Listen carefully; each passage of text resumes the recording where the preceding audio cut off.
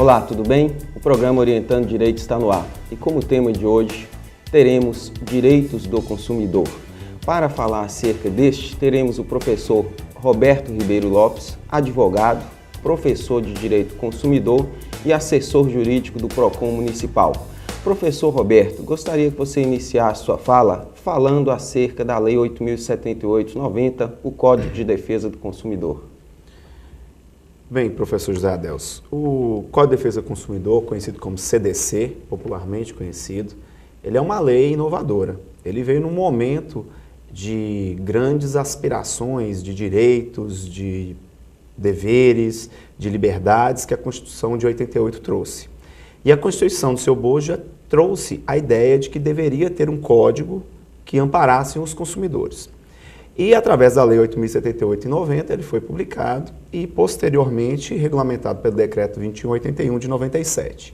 Ela trouxe grandes garantias para as relações de consumo, determinando responsabilidades para os fornecedores e grandes direitos para os consumidores. Atualmente nós temos relacionado ao CDC alguns projetos de lei em trâmite, onde eles visam uma regulamentação com pequenas alterações no CDC para o mercado eletrônico, vez que essa parte do consumo por meio da internet, ela vem crescendo cada dia mais e precisa de uma regulamentação mais específica. E o que é o PROCON? Bem, o PROCON é um órgão municipal de defesa do consumidor. Ele compõe um sistema nacional de defesa de direitos do consumidor, que chamava-se SNDC e hoje é Senacom, Secretaria Nacional de Direitos do Consumidor. Como eu disse, ele é um órgão municipal, então ele atende o âmbito municipal, nem o âmbito de comarca, ele teria competência para tal. Então, em Montes Claros aqui nós temos PROCON e em outras cidades do norte de Minas que eu poderia dizer seria Pirapora e Janaúba somente. Quem pode procurar o PROCON e por que meio? Bem, primeiramente, é necessário definir o que é relação de consumo. Né? E a partir dessa definição de o que seja uma relação de consumo, nós vamos ter, de um lado, um fornecedor e um consumidor. Portanto, fornecedor para o Código de Defesa do Consumidor é toda aquela pessoa que fornece um produto ou um serviço. E esse fornecimento seria desde o momento da sua produção até a entrega final deste produto ou serviço. Do outro lado, nós teríamos o consumidor, que seria aquela pessoa que adquire estes produtos e esses serviços como destinatário final. O que vem a ser esse destinatário final? É a pessoa que efetivamente vai fazer uso direto daquele produto e serviço, não vai revender, ela vai usar o que ela estiver comprando.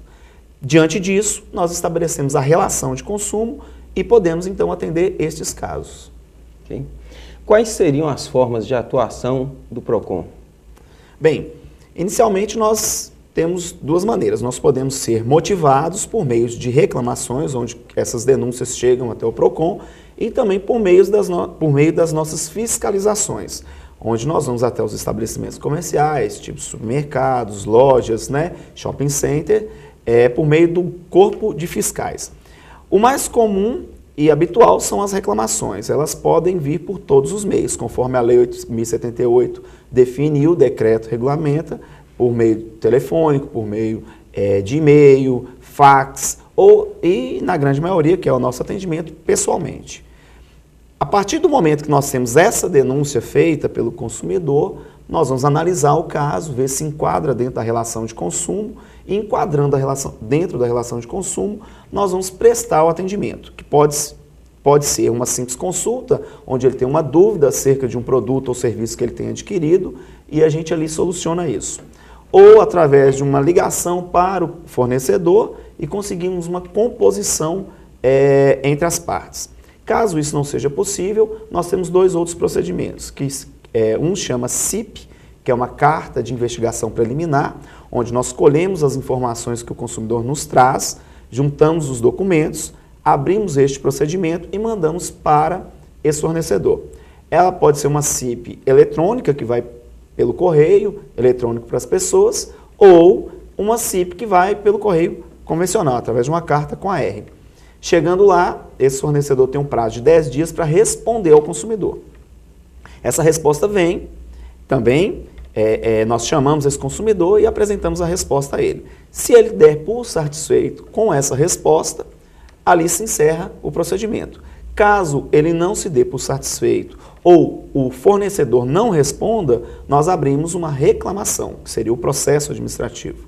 Essa reclamação tem uma audiência e ali é oportunizado as partes, né, tentarem compor. Se não houver composição, vão oferecer defesas e, posterior, nós vamos fazer a análise do processo e ver se o consumidor tem ou não razão.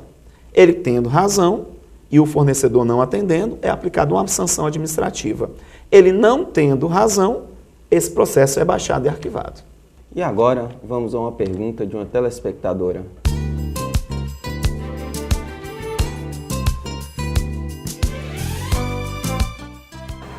Todo produto tem garantia? Pois bem, a resposta é sim. Todo produto e todo serviço tem garantia. Existem dois tipos de garantias, basicamente, uma que seria um plus, digamos assim. É a garantia legal, uma garantia contratual e uma garantia estendida. A garantia legal ela é inerente a todo e qualquer produto e serviço. O artigo 26 do CDC ele fala que produtos e serviços não duráveis teriam um prazo de garantia de 30 dias.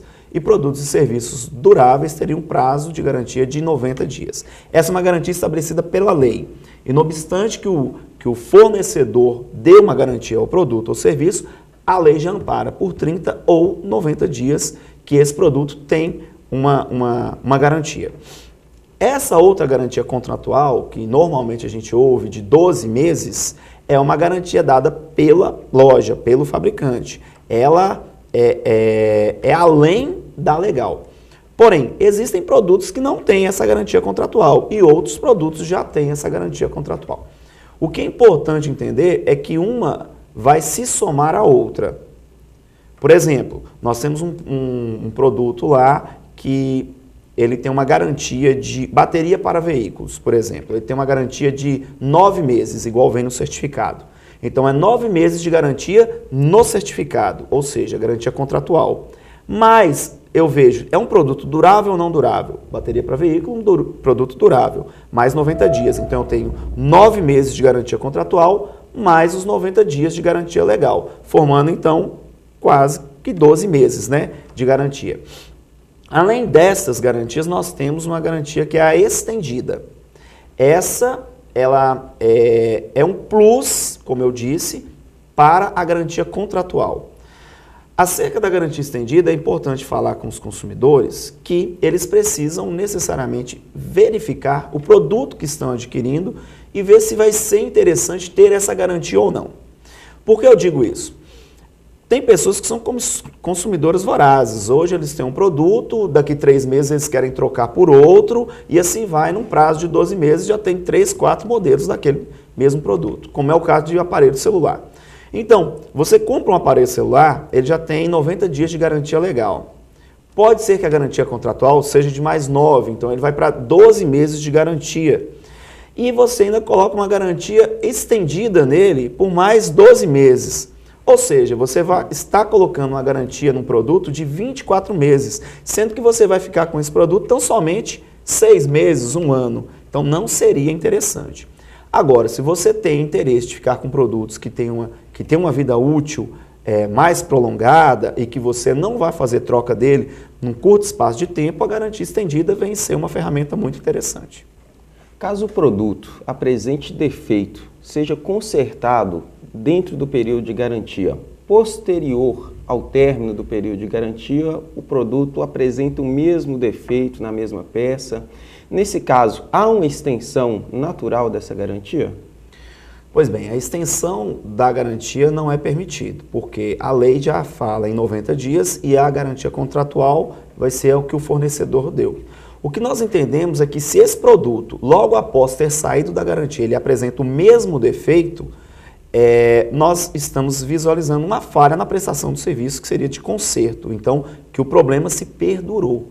E se ele alcançou o prazo da garantia, se ele venceu, ainda assim a gente tem atribuído responsabilidades ao fornecedor. E agora vamos ao nosso intervalo comercial.